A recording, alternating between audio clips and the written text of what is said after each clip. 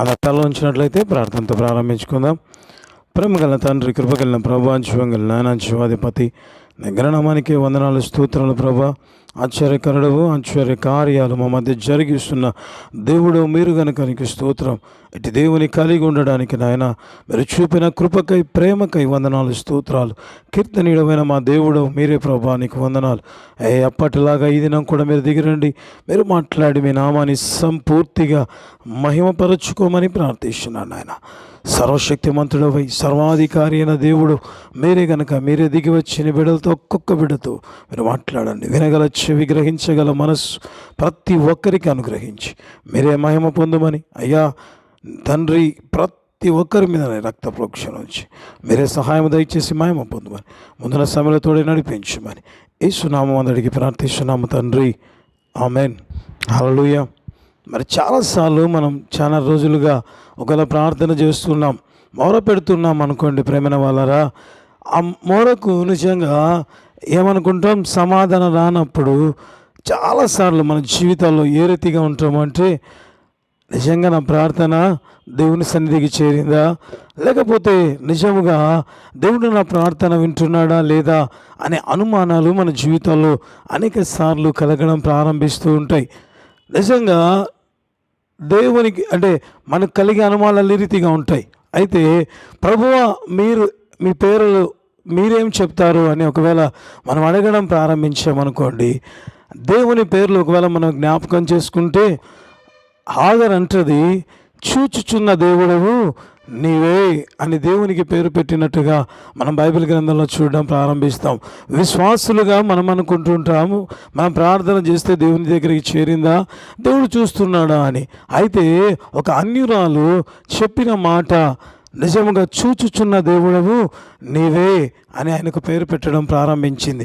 అంటే ఎవరు మన దేవుడు అంటే మనల్ని చూచేవాడు ప్రేమైన వాళ్ళరా. అందుకే బైబిల్లో రాయబడి ఉంటుంది, నిన్ను కాపాడువాడు కునుకడు నిద్రపోడు అని బైబిల్ గ్రంథంలో మనం చూడడం ప్రారంభిస్తాం.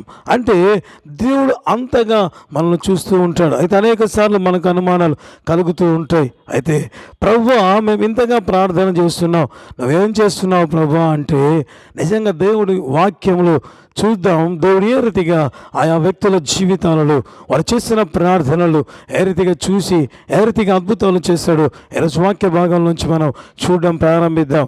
నిర్గమకాండము 2వ అధ్యాయము 24 వచనం 25 వచనాన్ని మనం చదువుకుందాం. నిర్గమకాండము 2వ అధ్యాయము 24, 25 వచనాలు. కాగా దేవుడు వారి మూలుగును విని అబ్రహాము, ఇస్సాకు, యాకోబులతో తాను చేసిన నిబంధనను జ్ఞాపకము చేసుకొనెను.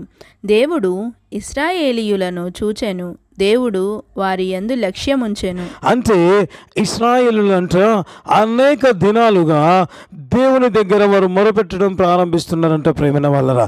ఎప్పుడైతే వారు మొరపెడుతూ ఉంటుండగా దేవుడు ఏం చేశాడంట, వారి మొర విన్నాడు, వారిని చూడడం ప్రారంభించారంట దేవుని పేర్ల. అంటే నిజముగా ఏ రీతిగా ఉంది వాళ్ళు అనుకుని ఉంటారు. ఒకవేళ ఏ రీతిగా ఉంది అంటే వాళ్ళు నిజముగా ప్రార్థన చేస్తున్నాం, ఏం చేస్తున్నాడు దేవుడు అని అనుకుంటూ ఉంటే బైబిల్ రాయబడింది, దేవుడు అంట వారిని చూచెను అని బైబిల్ రాయబడినట్లుగా మనం చూడడం ప్రారంభిస్తాం. అంటే వీరు ప్రార్థన చేస్తుండగా ప్రార్థన జరుగుతూ ఉండగా దేవుడు ఏం చేశాడు, వారిని చూడడం ప్రారంభించాడు. తద్వారా ఏం జరిగిందంటే తర్వాత దేవుడు మోషేని పంపి వారి జీవితాల్లో వారు ఏదైతే అడుగుతున్నారో ఆ బలమైన విడుదల కార్యాన్ని జరిగించినట్లుగా మనం బైబిల్ గ్రంథంలో చూడడం ప్రారంభిస్తాం. అంటే మనం ప్రార్థన చేస్తుంటే ప్రభుకు సైలెంట్గా ఉన్నాడని మనం అనుకుంటాం. కాదంటే ప్రియమైన వాళ్ళరా, మనం ప్రార్థన చేస్తుండగా దేవుడు ఏం చేశాడంట, వచ్చి చూడడం ప్రారంభించాడు. తద్వారా నిజంగా ఏం జరిగిందంటే ఇశ్రాయేలుల జీవితంలో విడుదల కార్యం జరగడం ప్రారంభించింది ప్రేమల వల్ల. అంటే మన దేవుడు ఎవరు అంటే ఆయన చూచుచున్న దేవుడు అని బైబిల్లో రాయబడింది. ఆయన చూసేవాడుగా ఉండడం ప్రారంభిస్తుంటాడు. అంటే మనం నిజంగా అనుకుంటాం కొన్నిసార్లు ఎక్కడెక్కడ పడితే అక్కడ కూడా ప్రార్థన చేస్తుంటాం. అవన్నీ కూడా దేవుడు చూసేవాడుగా ఉండడం ప్రారంభిస్తాడు ప్రేమైన వాళ్ళరా. నిజంగా నాకు తెలిసిన ఒక సహోదరుడు నిజంగా ఒక ప్రాంతానికి వెళ్ళి, నిజంగా ఊరి వెలపటికి వెళ్ళి, నిజంగా ఎక్కడ ప్రార్థన చేసుకోవడానికి స్థలం లేకపోతే నిజంగా ఏం చేశాడంట, మరి బయట అవుట్స్కట్స్లో ఒకవేళ మనం వెళ్తున్నప్పుడు చూస్తూ ఉండొచ్చు, చిన్న చిన్న కాలువలు లేకపోతే ఒక పెద్ద కాలువ వెళ్తే దాని మీద ఏం చేస్తారు, బ్రిడ్జి వేయడం ప్రారంభిస్తారు ప్రేమైన వల్ల. సో ఈ వ్యక్తి కూడా ప్రార్థన చేసుకోవాలని ఆశపడి ఏం చేశాడంటే ఊరి వెలపటికి వెళ్ళి ఆ మరి బ్రిడ్జి అంటారు కదా, దాని కిందికి వెళ్ళి ప్రార్థన చేసుకోవడం ప్రారంభించాడు. సో ప్రార్థన చేసుకుని తర్వాత అతడికి కావాల్సిన వాటిని దేవుని దగ్గర మొరపెట్టి తర్వాత అతడు వచ్చాడు ప్రేమైన వాళ్ళరా.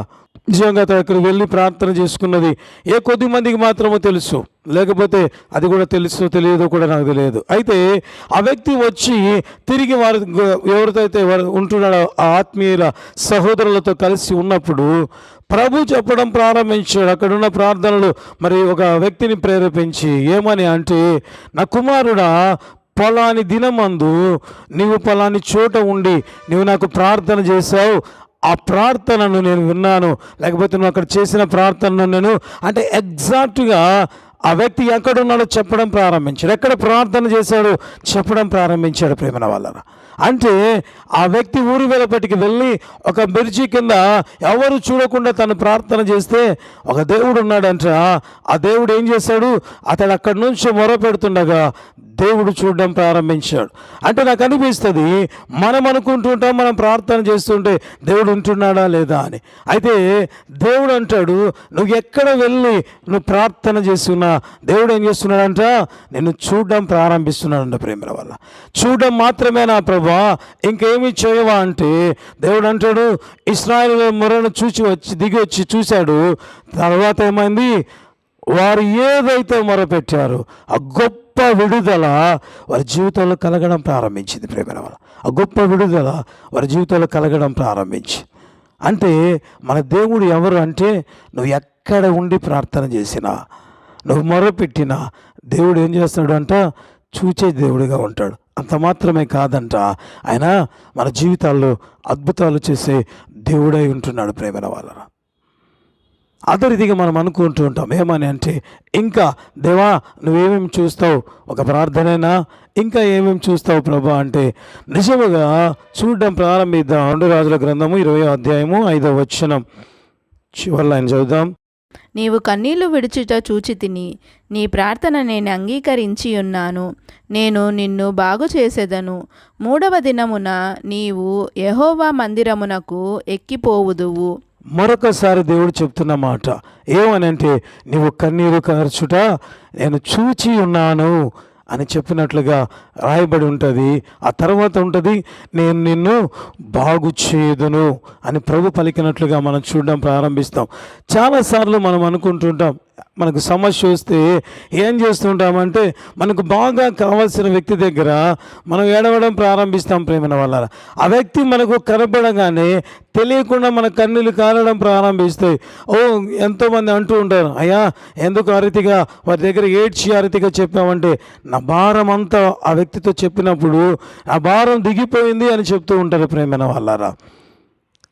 అయితే ఇక్కడ ఒకవేళ నాకు అనిపిస్తుంది, ఆ వ్యక్తులతో చెప్పుకున్నప్పుడు తాత్కాలికంగా ఒకవేళ మన భారం దిగిపోతుందేమో. అయితే ఇక్కడ రాజుకు ఒక బలమైన సమస్య కలిగి ఉన్నాడు.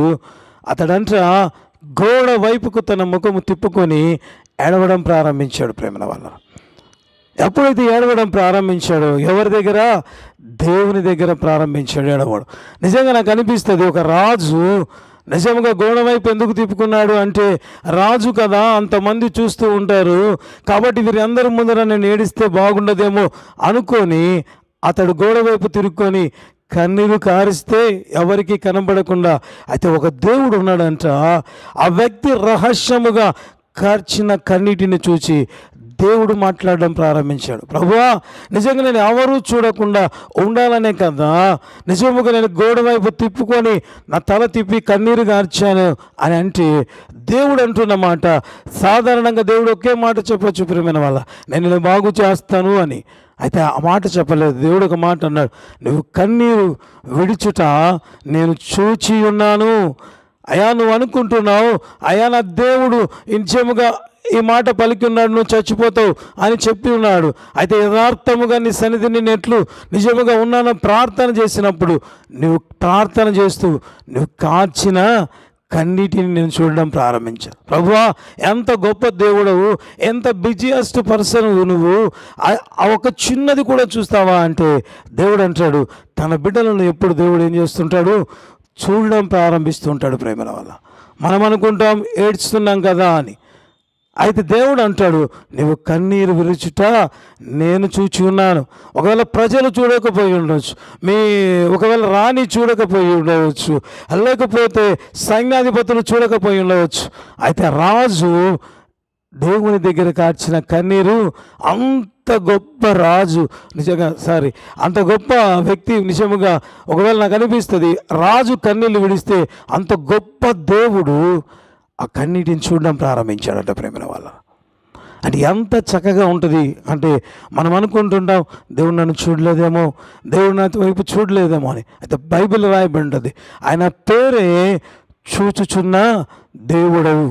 ఆయన చూసే దేవుడు. ప్రేమల వల్ల ఏం చూస్తాడంటే ఎవ్వరికి కనపరాకుండా నువ్వు కార్చిన కన్నీళ్ళు కూడా దేవుడు చూస్తూ ఉన్నాడు. అంత మాత్రమేనా, చూసి సైలెంట్గా ఉన్నాడంటే ఆ వచనం రాయబడి ఉంటుంది, నీవు కన్నీరు విడుచుట నేను చూచి తిని, నీ ప్రార్థన నేను అంగీకరించి ఉన్నాను, నేను నిన్ను బాగు చేసేదను అని చెప్పడం ప్రారంభించాడు. అంటే కన్నీరు కార్చడం చూశాడు, ఆ చిన్నది కూడా చూడడం ప్రారంభించి తద్వారా ఏం చేశాడు, దేవుని అద్భుతాన్ని హిజ్కియా రాజు జీవితంలో జరిగినట్లుగా మనం చూడడం ప్రారంభిస్తాం. ప్రేమల వాళ్ళరా, అంటే దేవుడు చేసే కార్యం, లేదంటే దేవుడు మనం అనుకుంటుంటాం ఏమి చూడాలే సైలెంట్గా ఉన్నాడు అన్నట్లుగానే ఉంటుంది. ప్రేమైన వాళ్ళరా, అయితే ప్రభువు ప్రతిదానిని, అంటే నీ విషయంలో నువ్వు చేస్తున్న ప్రతిదానిని దేవుడు చూడడం ప్రారంభిస్తుంటాడు. ప్రేమైన వాళ్ళు అంత మాత్రమేనా, ఇంకా ప్రభా నువ్వేమేమి చూస్తావంటే బైబిల్ గ్రంథంలో రాయబడి ఉంటుంది, మార్కు సువార్త 2వ అధ్యాయము, మార్కు సువార్త 2వ అధ్యాయము 1 నుంచి 5 వచనాలు ఉంటున్న దేవుని వాక్యాన్ని చదువుదాం. కొన్ని దినములైన పిమ్మట ఆయన మరల కపెర్నహూములోనికి వచ్చెను. ఆయన ఇంట ఉన్నాడని విని వచ్చినప్పుడు అనేకులు కూడి వచ్చిరి గనుక వాకిటనైనను వారికి స్థలము లేకపోయెను. ఆయన వారికి వాక్యము బోధించుచుండగా కొందరు పక్షవాయువు గల ఒక మనుష్యుని 4 చేత మోయించుకొని ఆయన యొద్దకు తీసుకొని వచ్చిరి. చాలామంది కూడి ఉన్నందున వారు ఆయన యొద్దకు చేరలేక ఆయన ఉన్న చోటికి పైగా ఇంటి కప్పు విప్పి సందు చేసి పక్షవాయువు గల వానిని పరుపుతోనే దింపిరి. యేసు వారి విశ్వాసము చూచి, కుమారుడా, నీ పాపములు క్షమింపబడియున్నవని పక్షవాయువు గల వానితో చెప్పెను. ఇక్కడ కూడా దేవుడు వారి విశ్వాసాన్ని చూడడం ప్రారంభించాడంటే ప్రేమల వల్ల.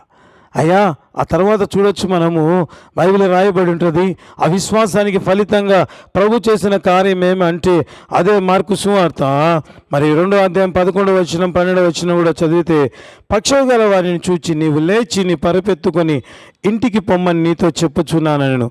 తక్షణమే వాడు లేచి పరుపెత్తుకొని వారి ఎదుట నడిచిపోయాను గనుక వారందరూ విభ్రాంతి నుండి మనం ఇలాంటి కార్యం ఎప్పుడు చూడలేదని చెప్పుకొనొచ్చు దేవుని మహిమపరిచిరి.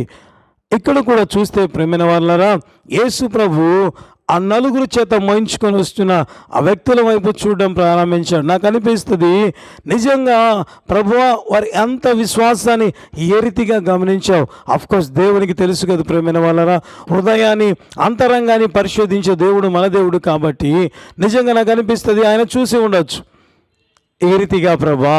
ఒకవేళ మనం కూడా అనుకుంటాం కదా, వారి విశ్వాసాన్ని చూసి ప్రభు ఇంత గొప్ప అద్భుతం చేశాడు అంటే వారికి విశ్వాసం ఉందని, ఎట్లా అటువంటి విశ్వాసాన్ని నేను కూడా కలిగి ఉంటే నేను కూడా అటువంటి అద్భుతాలు పొందుతాము కదా అనే కాన్సెప్ట్ మనలో ఒక కోరిక కలగడం ప్రారంభిస్తుంది. ప్రేమల వల్ల నిజంగా ఎంత విశ్వాసం వారికి ఉంది అంటే బైబిల్ గ్రంథంలో ఇందాక చదువుకున్నాం, ఒక పక్షవాయువు గల వ్యక్తి ఉన్నాడంట. అతను ఏం చేస్తున్నాడంట, 4 చేత మోయించుకొని రావడం ప్రారంభించారు. అంటే మొదటిగా వారు ఏం చేస్తున్నారంటే ఆ వ్యక్తి స్వతహాగా రాలేడు. సో ఒకవేళ వారి మనుషులు అయితే వారి బంధువులు అయితే ఏమని అంటారు? మోసుకొని వచ్చిరి అని రాయబడి ఉండాలి. అయితే మోయించుకొని రాయబడే వ్యక్తి అన్నాడు. అంటే నలుగురు చేత మోయించుకొని రాబడ్డారు అంటే ఏరే పర్సన్స్ను వారు పిలిచినట్లుగా మనం చూడడం ప్రారంభిస్తాం. అంటే సాధారణంగా ఏ వ్యక్తి ఊరికి రాడు. అంటే వారు ఏం చేశారు? యేసు ప్రభు దగ్గరికి రావడానికి నిజంగా వారు ప్రయాసపడి ఒకవేళ నాకు అనిపిస్తుంది ఇంత అమౌంట్ అయితే మేము ఆ వ్యక్తిని అక్కడికి తీసుకువెళ్తాము అంటే వాళ్ళు ఆనందంగా ఒప్పుకున్నారు ప్రేమను వల్ల. ఆ తర్వాత బైబిల్ రాయబడి ఉంటుంది, యేసుప్రభు దగ్గరికి వచ్చారు. చూస్తే యేసుప్రభు దగ్గర అప్పటికే మొత్తం మరి ఏమంటాము ఆ ఇల్లంతా జ్వరం చేత ప్యాక్ అయిపోయింది. అయితే వారు ఏమాత్రం ఇక ఆలస్యం ఏమీ చేయలేదు. నిజంగా నాకు అనిపిస్తుంది వాళ్ళలో ఎక్కడైనా అవిశ్వాసం ఉంటే వారు పైకప్పు విప్పేవారు కాదు ప్రేమ వల్ల. ఎందుకంటే పైకప్పు విప్పి ఒకవేళ సందు చేసి ఆ వ్యక్తిని దించారు కదా, ఆ ఇంటి ఓనర్ ఊరుకుంటాడా? తర్వాత ఖచ్చితంగా ఆ ఇంటి కప్పు కావాల్సిన అమౌంట్ పే చేయమని చెప్తాడు ప్రేమ. ఏ ఇంట్లో అయినా మన ఇంటిని ఎవరైనా వచ్చి చేస్తే మనం ఒప్పుకుంటామా? లేదు ప్రేమ వల్ల. కాబట్టి వీళ్ళు ఏమనుకుంటున్నారంటే యేసు ప్రభు దగ్గరికి వెళ్ళాలి అని మోయించుకొని వచ్చారు. యేసు ప్రభు దగ్గరికి చేరాలి, చేరితే మా జీవితంలో అద్భుతం జరుగుతుంది అని బలమైన రీతిలో వాళ్ళు నమ్మడం ప్రారంభించారు. ఎప్పుడైతే బలమైన రీతిలో నమ్మడం ప్రారంభించారో అస్సలు నిజంగా నాకు అనిపిస్తుంది ఎంత అయినా సరే ఒకవేళ ఇంటి కప్పు విప్పితే ఆ వ్యక్తి ఇంత అమౌంట్ అడుగుతాడేమో, ఒకవేళ అద్భుతం జరగకపోతే ఇంత అమౌంట్ లాస్ అవుతాం, ఈ తలంపు లేదు ప్రేమైన వాళ్ళరా.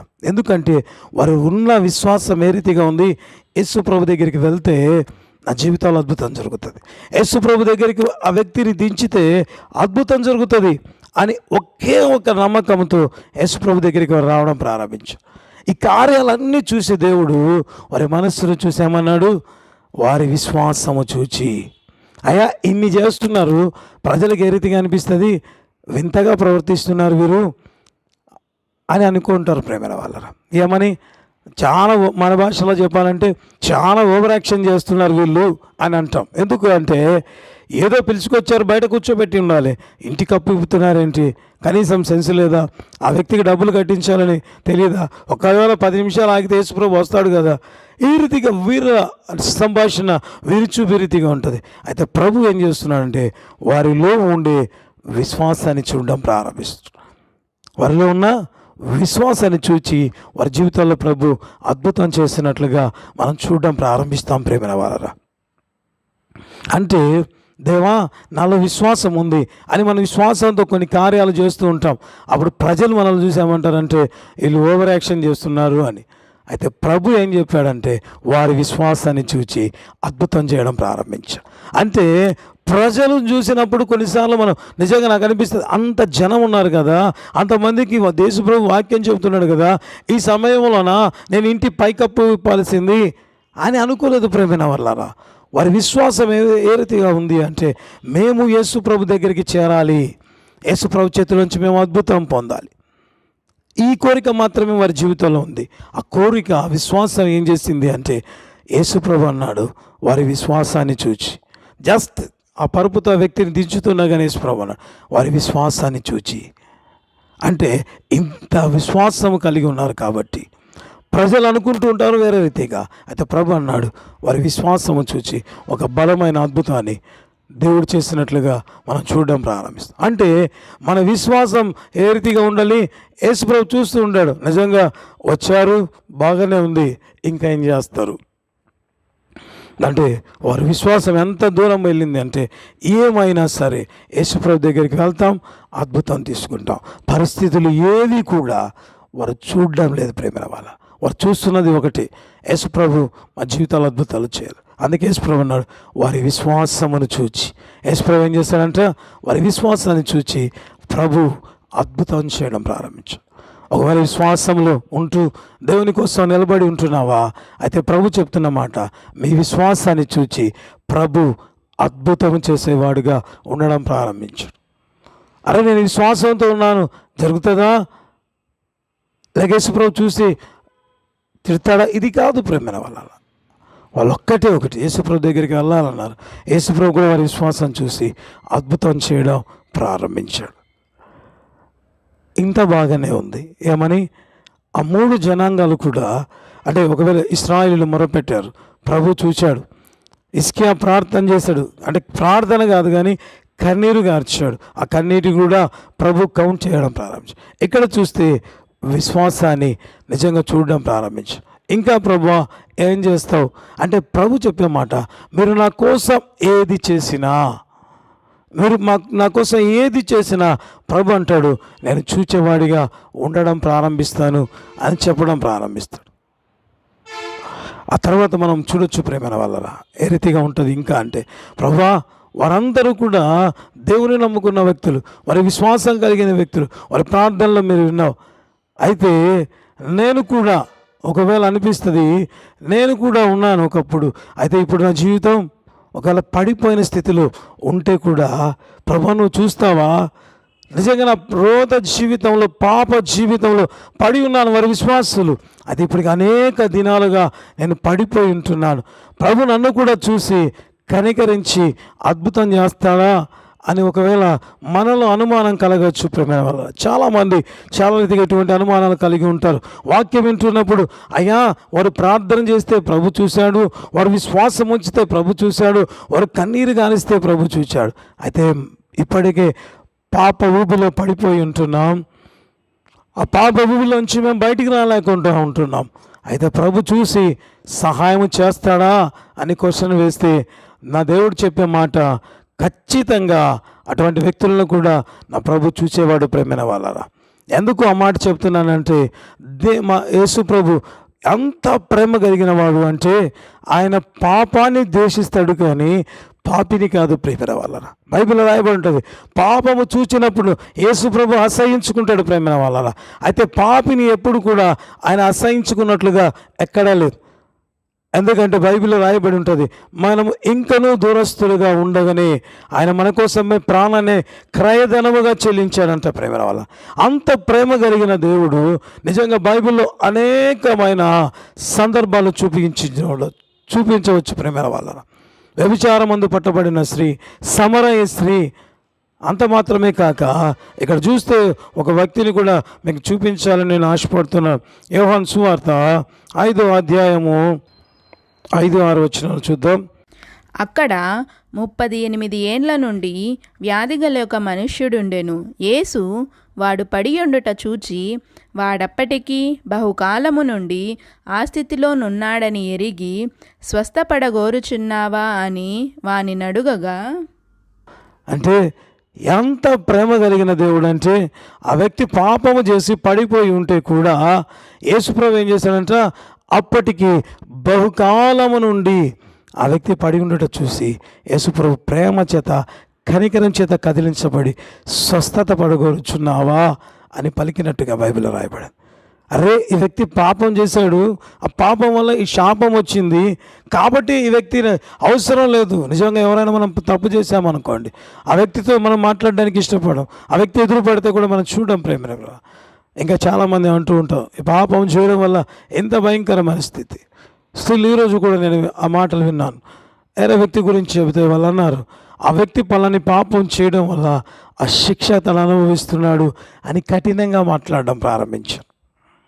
అయితే యేసుప్రభా, ఆ వ్యక్తి చేసిన పాపం నీకు తెలుసు, ఆ పాపం వల్ల వచ్చిన జీతమే 38 సంవత్సరాల నుంచి ఇంత భయంకరమైన పరిస్థితిలో పడి ఉన్నాడు, ఆ వ్యక్తిని కూడా నువ్వు ప్రేమిస్తావా అంటే దేవుడు అంటాడు, పాపలను ప్రేమించుటకే నేను ఈ లోకానికి వచ్చానని చెప్పడం ప్రారంభిస్తాను.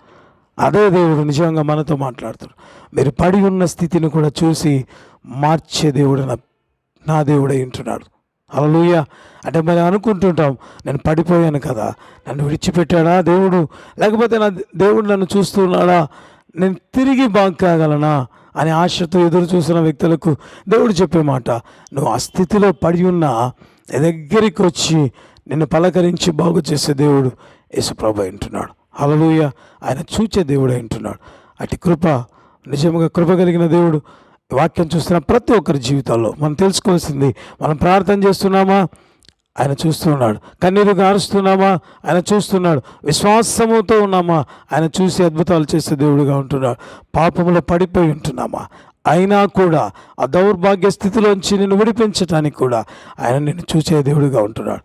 అటు మరి దేవుడు మనతో ఉంటుండగా కళ్ళు మూసుకుందాం, ప్రార్థన చేసుకోవడం ప్రారంభిద్దాం. ప్రేమ కలిగిన తండ్రి, కృప కలిగిన ప్రభా, జీవం కలిగిన ఆయన జీవాధిపతి, నీ ఘననామానికే స్తోత్రాలు, వందనాలు చెల్లిస్తున్నాం ప్రభా. ఎంతైనా నమ్మదగిన దేవుడు మీరే కనుక నీకు స్తోత్రం అయ్యా. నిజముగా అనేక సార్లు దేవా మా దేవుడు మమ్మల్ని చూడడం లేదు కాబట్టి నేను ఈ స్థితిలో పడి ఉన్నాను. నా దేవుడు నాతో మాట్లాడడం లేదు అయ్యా, నా విశ్వాసం చూడలేదు అనుకుంటూ అయ్యా అనేక సార్లు మేము బాధపడేవారిగా ఉంటే అయ్యా మీరు మాట్లాడిన ప్రతి మాటకై వందనాలు. చూచుచున్న దేవుడుగా మీరు ఉంటున్నందు బట్టి వందనాలు అయ్యా. ఎంతమంది అయితే ప్రభా ఈ కార్యక్రమాన్ని చూసి ఉంటున్నారు వారందరి జీవితాల్లో ప్రభా నీ కృప కలిగిన కార్యాలు జరిగించి మీరే మహిమ ఘనత ప్రభావాలు పొందమని ప్రార్థిస్తున్నా అయ్యా. మీరు చూచుచున్న దేవుడు మాత్రమే కాదు నాయన, అద్భుతాలు ఆశ్చర్య కార్యాలు చేసే దేవుడిగా ఏ రీతిగా బైబిల్ గ్రంథములో ప్రభా అయ్యా వారి ప్రార్థన విని ఇశ్రాయేలును ఐగుప్తు నుంచి విడిపించారు ప్రభా అయ్యా. హిజ్కియా రాజు కన్నీటిని చూచి మరణం నుంచి తప్పించారు ప్రభా అయ్యా. పక్షవాయువు గల వ్యక్తిని, నడవలేని వ్యక్తిని వారి విశ్వాసము చూచి నడిచే వ్యక్తిగా మార్చిన దేవుడు ప్రభా. పాపములు పడిపోయిన వ్యక్తిని నాయన అయ్యా చూచి ఆ పాపము నుంచి విడిపించిన దేవుడు, క్షమించిన దేవుడు మీరే గనుక నీకు స్తోత్రం. ఇటు సమస్యలతో ఎవరుతుంటుంటున్న ప్రతి బిడ్డను మీరు దర్శించండి నాయన. వారికి ఉన్న ప్రతి సమస్యను మీరే తొలగించండి నాయన. అద్భుతాలు ఆశ్చర్య కార్యాలు జరిగించండి, వింతలు సూచక క్రియలు మహత్ కార్యములు మీరు జరిగించండి ప్రభువా అయ్యా. నీ కృప కలిగిన కార్యం సంపూర్తిగా తండ్రి జరిగించి మీ నామాన్ని మీరు మహిమ పరచుకోమని ప్రార్థన చేసి కూర్చున్నాను తండ్రి. అద్భుతాలు వచ్చాయి ప్రతి ఒక్కరి జీవితంలో అద్భుతాలు చేయమని ప్రార్థిస్తున్నాను నాయన. మరి ముఖ్యంగా పాపములు పడిపోయి ఉంటున్న అనేక మందిని నాయన మీరు చూపిస్తుండగా స్తోత్రం అయ్యా. వారిని ఆ స్థితిలోంచి లేవనెత్తండి.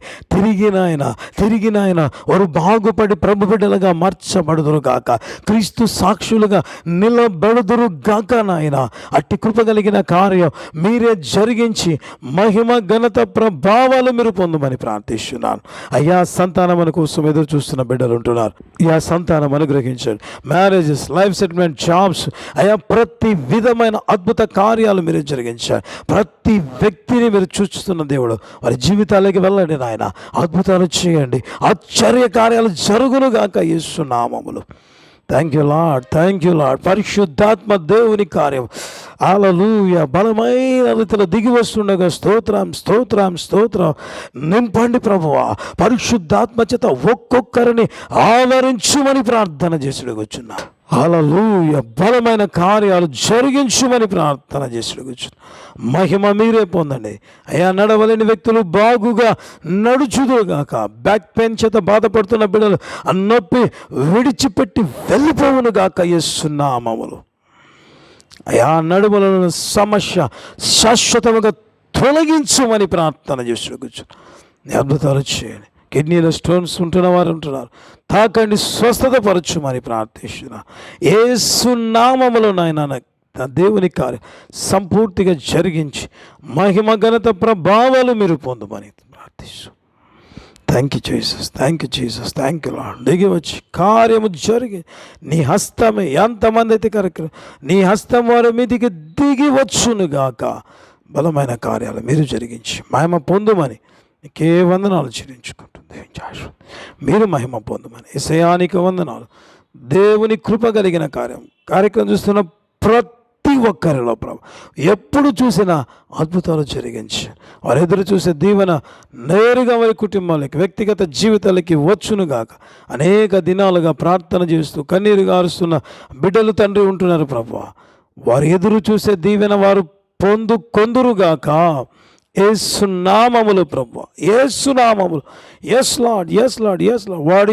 వారు ఎదురు చూస్తున్న దీవెన వారి జీవితాలకి ప్రవేశించునుగాక.